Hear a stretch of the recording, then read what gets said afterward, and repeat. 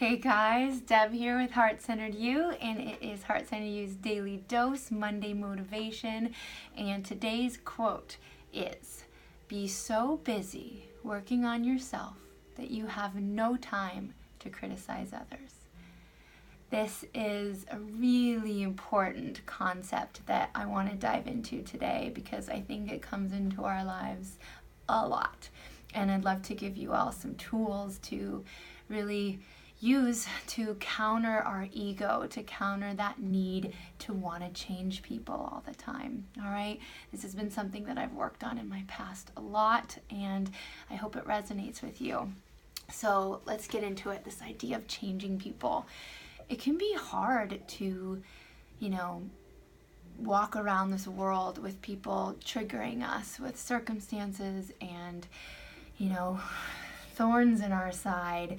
We tend to equate our happiness with how others are treating us and the situations that we find ourselves in. And, that's natural. It is, but it's not helpful. People are going to disappoint us, and they're not going to be enough for us at times, and they're going to behave poorly and make bad judgment. And those are all very valid reasons to want to change people. But the thing is that we have to remember in these times of total disapproval that people need to be where they're at in order to learn the lessons that they need to learn on their own timetable, not according to when we need to learn them or we want them to learn them. So this is a really important truth that has helped me. People can do bad things, but we need to learn to remember that they're on their own timetable, and that the things that are happening, the behaviors that we're witnessing, are all part of the universe's plan to help people learn the lessons they need to learn. And so I wanted to kind of go into this even deeper and situationally and, really help you guys think this out, because when people behave badly, when people are mean and hurtful and selfish or narcissistic, all these things, we tend to feel like we need to be the ones to right that wrong, that we need to show them the errors in their ways and put them in their place. And if we don't, that they're going to be getting away with it, or that they're going to be getting away with something that isn't right. And I want to tackle this because that's a natural worry that we all have. Somebody hurt you and you're like, well, so I'm just supposed to let them be that way? I'm supposed to let them get away with it? And I have to say wholeheartedly, yes, absolutely. I know it feels counterintuitive, but here's why. 2 reasons. 1, the person that's behaving poorly is hurting themselves. Okay, hurt people. It is not happy, fulfilled, satisfied people that are walking around selfish and narcissistic and judgmental and mean. It is the people that are hurt, all right? So there's a reason that they're behaving this way. And so really, if you think about it, the only thing they're getting away with is a display of that pain. They're projecting it onto you, and this really is about what they're going through, their wounds, not you, all right? So that helps. Secondly, when someone triggers you by that kind of rude, mean, selfish behavior, just know that when you start investing all of your energy into obsessing over how wrong they are and all the ways they could change and all the ways you could tell them and put them in their place and all of that, all they've done now is rob you of your time. They have stolen your positive energy, they have stolen your momentum, and they have stolen your time that could have been spent in your passion, right? In your joy, with people that resonate with you and people that support you and people that get you. They are robbing you of your time to really devote your life to the stuff that matters, to stay in your lane and enjoy what is going well and what you do have control over. Which brings me to my last point, which is yourself. Okay, the whole point of this talk is be so busy working on yourself that you have no time to criticize others. When you get triggered, the best way to handle it is to stay in that lane and to work on you. And so our call to action here, we have 2 steps, okay? The first one is forgiveness. Now I know, you're like, wait a second, I thought I'm supposed to be working on me. How does forgiving someone else do that? Well, the forgiveness I'm talking about isn't the forgiveness where we let people off the hook. It's not the forgiveness where we condone the behavior.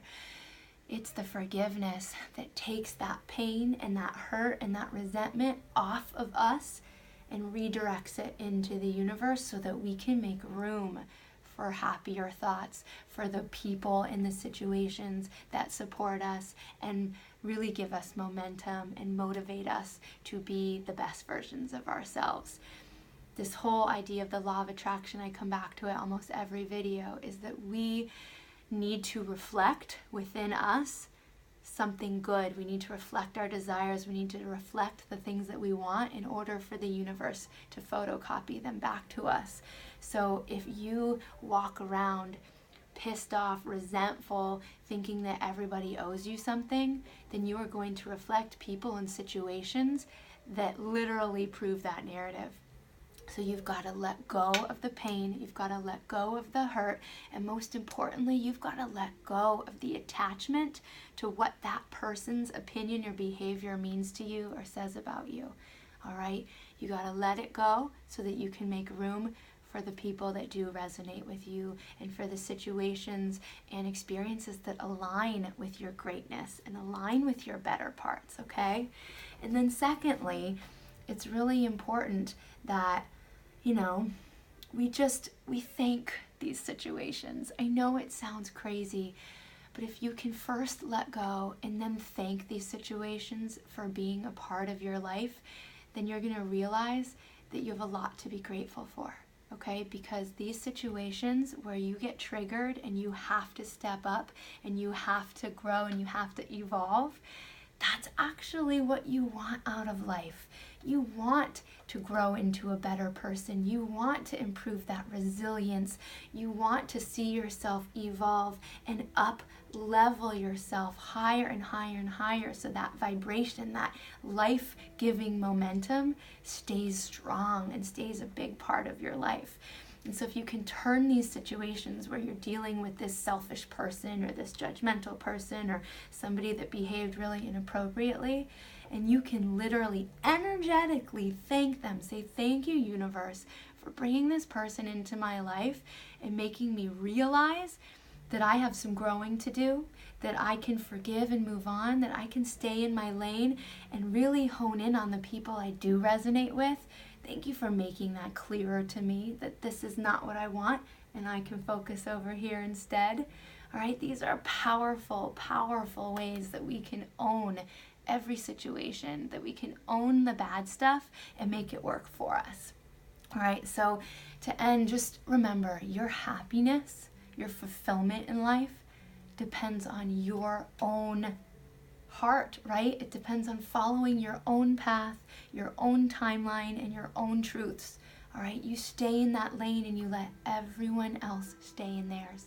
All right, using your time to try and change people and try and control other people's behavior and give them a piece of your mind, it is such a huge misuse of your talents and your love and your creativity and your positivity.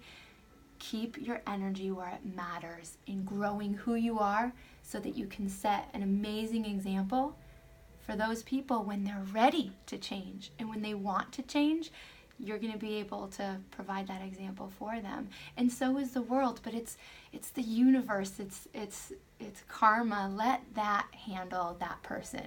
You do you, and you stick to that, and I promise you won't be sorry. All right? That is it from me for this Monday motivation. Let me know what you guys think. I want to know how you handle kind of negative energy and poor behavior. How do you stay in your lane? How do you focus on you? And how are you so busy doing you that you have no time to criticize others? Namaste.